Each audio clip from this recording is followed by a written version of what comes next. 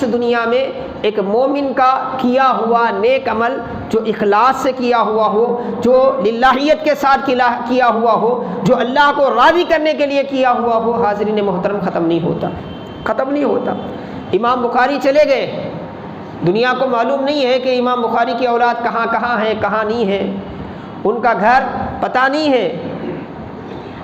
آپ تو اسلامی دنیا کی حالتیں ایسی ہیں کہ بڑے بڑے اکابر کی مزارات تک ختم ہو گئے۔ جب سے یہ وہابی دنیا میں چھا گئے تب سے حالت ایسی ہے کہ بڑے بڑے اکابروں کے مزارات بھی کیا ہے، ختم ہو گئے ہیں۔ انہیں کہاں دفن کیا گیا تھا نہیں معلوم ہے، کون کہاں تھا نہیں معلوم ہے۔ لیکن آج بھی دنیا کی درسگاہوں میں، علمی دنیا میں امام بخاری کی وہ بخاری پڑھی جاتی ہے جس کو آپ نے عشق محمد میں ڈوب کر اللہ کی رضا کے لیے روضہ رسول میں بیٹھ کر کیا ہے آپ نے لکھا تھا۔ آج بھی اس بخاری کا ایک ایک حرف محفوظ ہے، ایک ایک حرف محفوظ ہے۔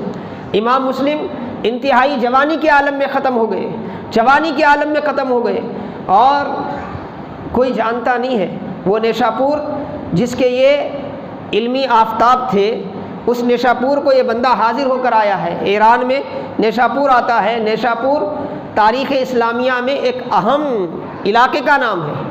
آج نیشاپور میں کچھ نہیں ہے، سنسان سڑکوں کے سوا، چند انسانی آباریوں کے سوا کچھ نہیں ہے۔ وہ بڑے بڑے علمی عظمت رکھنے والے ہستیاں کہاں ہیں، کس علاقے میں دفن ہیں، اس کا تک پتہ نہیں چلتا، اس کا تک پتہ نہیں چلتا۔ وہ ہیں کہاں دفن ہوئے تھے، کہاں پیدا ہوئے تھے، وہ گھر کہاں ہے، وہ کہاں بڑے ہوئے ہیں، اس کے کوئی آثار موجود نہیں ہے، کیونکہ عرصے دراز ہو گیا۔ 1200 سال کی بات میں کر رہا ہوں، 1000 سال کی میں بات کر رہا ہوں۔ 1000 سال میں دنیا بدل گئی، ادھر سے ادھر ہو گیا ماحول۔ لیکن حاضرین محترم عزیزان گرامی، ان کے عمل میں کتنا اخلاص ہوگا، انہوں نے کتنی یکسوئی کے ساتھ، کتنی للہیت کے ساتھ اپنے رب کے لیے وہ کام کیا ہوگا۔ امام مسلم تو ملتے نہیں ہیں ہمیں، لیکن امام مسلم کی صحیح مسلم ہمیں مل جاتی ہے، امام مسلم کی صحیح مسلم ہمیں مل جاتی ہے۔